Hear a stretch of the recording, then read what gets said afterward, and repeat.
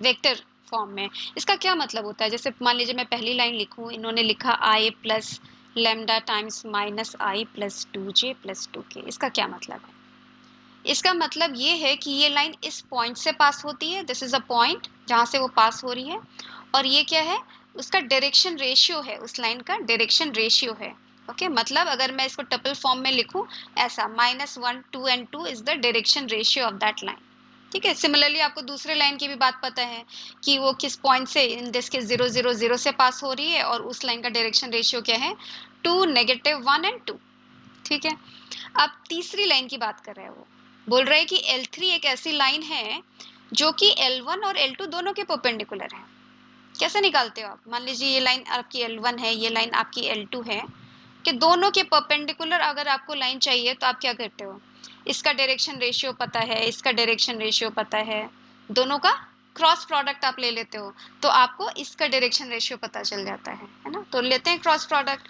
तो कैसे लेते हो आप क्रॉस प्रोडक्ट? आई जे के, है ना, पहले का डायरेक्शन रेशियो -1 2 एंड 2, और दूसरे का लिखिए 2 -1 एंड 2, 2 -1 एंड 2। क्या आता है आपके पास? I into 4 minus of 2 minus j -2 -4 plus के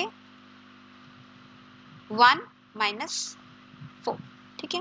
तो आपके पास क्या आ गया? 6i plus 6j and -3k। Direction ratio बताइए L3 का। यहाँ से रेशियो में आप इंटरेस्टेड हो, है ना। 6 6 -3, रेशियो क्या है आपका? 2 2 एंड -1। ये आ गया आपका L3 का डायरेक्शन रेशियो।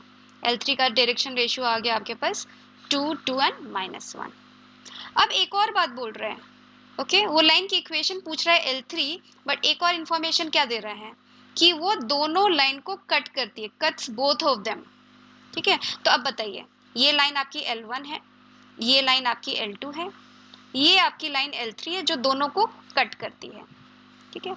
अब कट करती है तो किसी पॉइंट पे तो करती होगी। मान लीजिए ये पॉइंट P है, ये पॉइंट Q है। ठीक है। अब इन P Q का क्या क्वालिटी है कि P जो है L1 में है और Q जो है L2 में है। ठीक है। अब L1 पे कोई आर्बिट्ररी पॉइंट बताइए, उसको हम P मान लेंगे। ठीक है। L1 पे कोई पॉइंट बताइए, ये आपकी लाइन L1 है ना, आपका वेक्टर फॉर्म में दिया हुआ, इस पे कोई पॉइंट x कोऑर्डिनेट बताइए, 1 माइनस लैम्डा। ठीक है। 1 माइनस लैम्डा x का x कोऑर्डिनेट हो गया, y कोऑर्डिनेट 2 लैम्डा, और z coordinate again 2 lambda. Okay. So basically lambda की अलग अलग वैल्यूज के लिए इस पे सेपरेट पॉइंट्स आते हैं ना, लैम्डा आर्बिट्ररी पॉइंट है। मान लीजिए लैम्डा की किसी वैल्यू के लिए मुझे ये पॉइंट P मिल गया, तो ये पॉइंट P है। सिमिलरली दूसरी बात करिए Q, L2 पे कोई पॉइंट Q है, कोई पॉइंट कैसे दिया जाए यहाँ पर? 2 म्यू। ठीक है। 2 mu minus mu and again 2 mu. ऐसे इक्वेशन बनता है ना, आप म्यू को वेरी कराते जाते हो, उस लाइन पे डिफरेंट पॉइंट्स मिलते जाते हैं, उसी को हम इक्वेशन बोलते हैं। तो इस पे कोई आर्बिट्ररी पॉइंट ये हो गया। अब समझ में आ रहा है क्या होने करने वाले हम लोग? कि P मिल गया, Q मिल गया। ठीक है। इनका डिफरेंस क्या देगा? L3 का डायरेक्शन रेशियो, है ना, जो कि अभी भी आपने निकाला L3 का डायरेक्शन रेशियो 2 2 एंड -1। करेक्ट। तो चलिए इसका डायरेक्शन रेशियो निकालते हैं, direction ratio of L3। Subtract करिए, 1 minus lambda minus 2 mu, 2 lambda minus of minus plus हो गया ये, और 2 लैम्डा माइनस 2 म्यू। ये डायरेक्शन रेशियो हो गया, जो कि अभी अभी आपने शो किया था कि इज नथिंग बट 2 2 एंड -1। मतलब सेम ही है, रेशियो बेसिकली सेम है, तो सेम करा देते हैं, ये दोनों रेशियो जो है आपके सेम है। So -2 mu upon 2 is equal to 2 lambda plus mu upon 2 is equal to 2 lambda minus 2 mu upon -1। अब इसको सॉल्व करके आप लैम्डा और म्यू निकाल लो। ओके। मान लो जो मैं इसको सॉल्व करना चाहती हूँ, तो क्या आ जाएगा आपके पास? -2 mu is equal to 2 lambda plus mu, या फिर आपके पास आ जाएगा 3 lambda plus 3 mu is equal to 1। एक ही आ गया। चलिए मान लेते हैं, अब इसको करते हैं सॉल्व। ठीक है। क्या आता है आपके पास? -2 lambda minus mu is equal to 4 lambda minus 4 mu.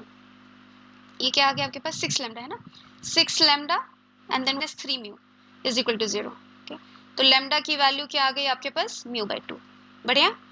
Lambda की वैल्यू आ गई म्यू बाई 2 और यहाँ रख लेते हैं लेमडा की वैल्यू आई आपके पास म्यू बाई 2 से म्यू की वैल्यू आपके पास आ गई 2/9 ठीक है। और लेमडा की वैल्यू क्या आ गई आपके पास यहाँ से 1/9 ठीक है। तो लेमडा आ गया म्यू आ गया, इसका क्या मतलब है कि आपको पॉइंट पी पता चल गया ठीक है। लेमडा की वैल्यू अभी भी आपने बोली 1/9 तो 1 - 1/9 8/9 ओके। व्हाट इज दिस 2/9 2/9 ये एक पॉइंट आ गया पी आपके पास।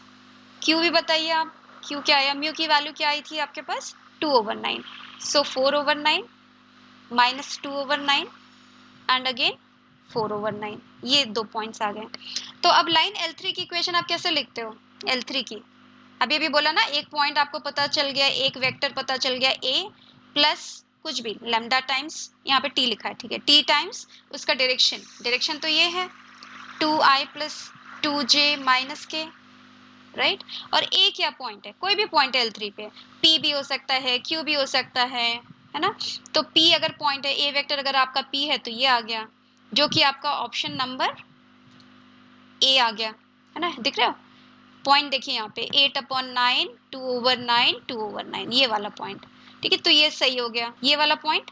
q भी तो आपका L3 में है 4/9 माइनस 2/9 4/9 ये वाला देखिए 4/9 माइनस 2/9 4/9।